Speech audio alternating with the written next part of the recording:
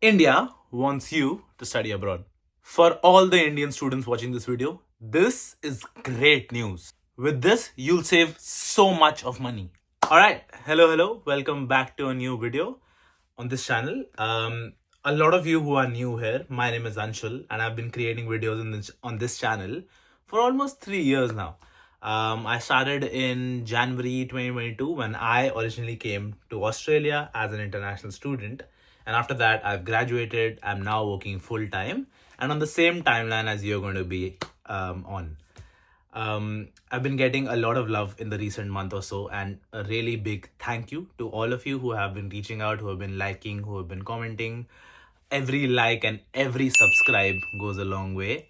So keep doing that. I really appreciate your support because it keeps me going, keeps me keeping motivated to shoot more videos and upload on this channel. Now, before I tell you the good news, let me give you a bit of context. Watch this video till the end to hear the good news because again, Nirmala Sitharaman and India wants you to study abroad.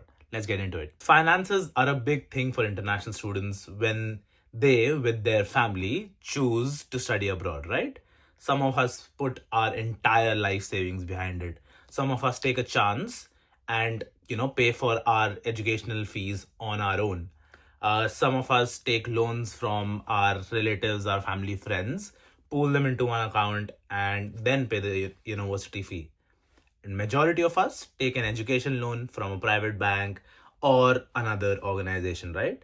If you are one of them, first of all, comment down in the video which sector you're from, and then watch the rest of this video. This video is going to be about a big change that India has implemented around education loans. Remember, if you're taking an education loan for your undergraduate studies, for your bachelor's, highly likely that the liability from a legal perspective will be on your parents because most likely you haven't started earning yet.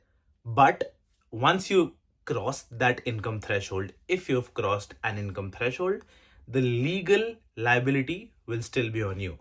For all my friends who are coming to Australia to pursue their masters, or any other country as well, if you're taking an education loan, the legal liability of paying the loan back falls on you and not on your parents. Obviously, this is subjective. Take it with an asterisk with a terms and conditions sign because most often than not, your parents will help you pay off that education loan. But what I just said, I only said it from a perspective of legality.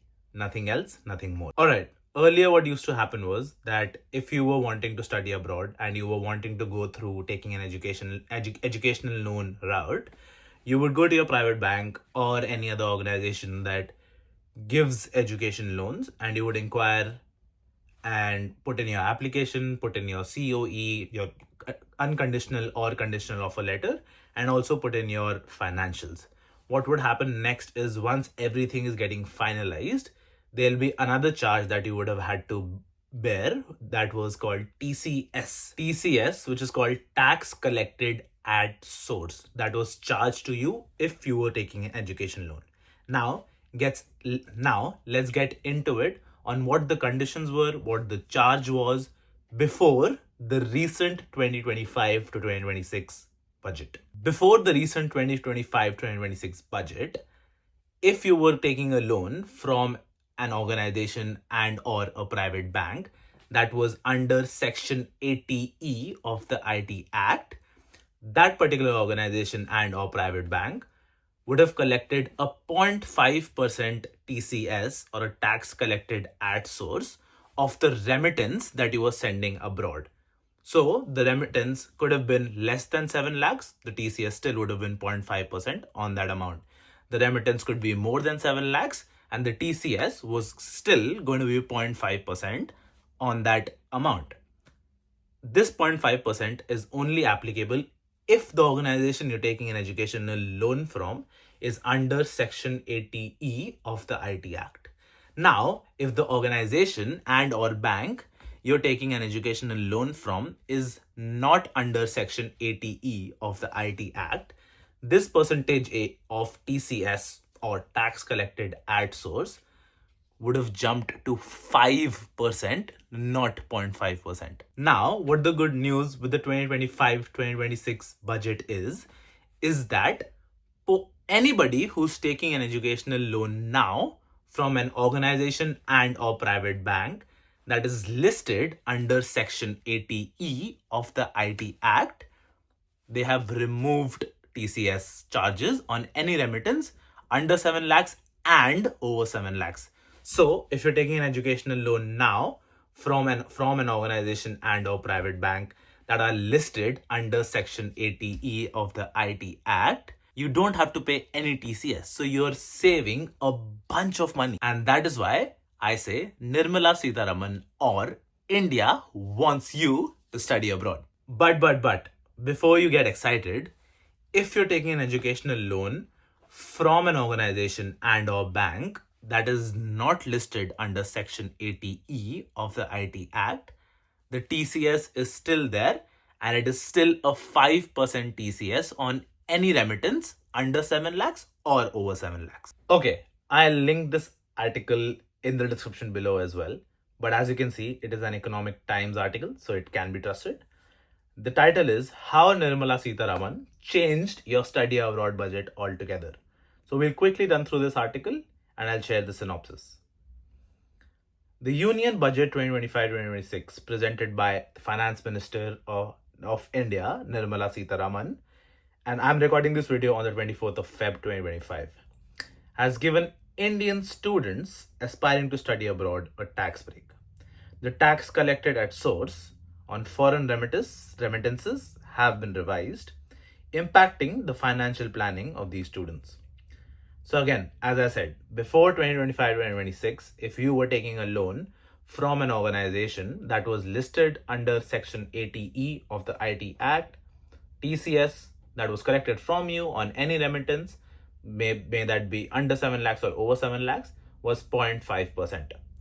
If the organization that you were taking an educational loan from was not listed under Section 80E of the IT Act, the TCS jumped to 5%. Now, any remittances up to 7 lakhs, there's no TCS applicable. Any remittances above 7 lakh, no TCS applicable. But the only condition is that the financial institutions and or organizations should be mentioned under Section 80E of the IT Act. If the educational loan is obtained from an institution not covered under Section 80E, the TCS rate still stands at 5%. The reduction on TCS rates is expected to ease the financial burden on students and their family, making overseas education more accessible. Alright, so that was the video. That was the good news for the Indian students that are watching the video and are making the decision or will be making the decision to study abroad in 2025 or 2026. If you have any questions, feel free to put it down in the comments below.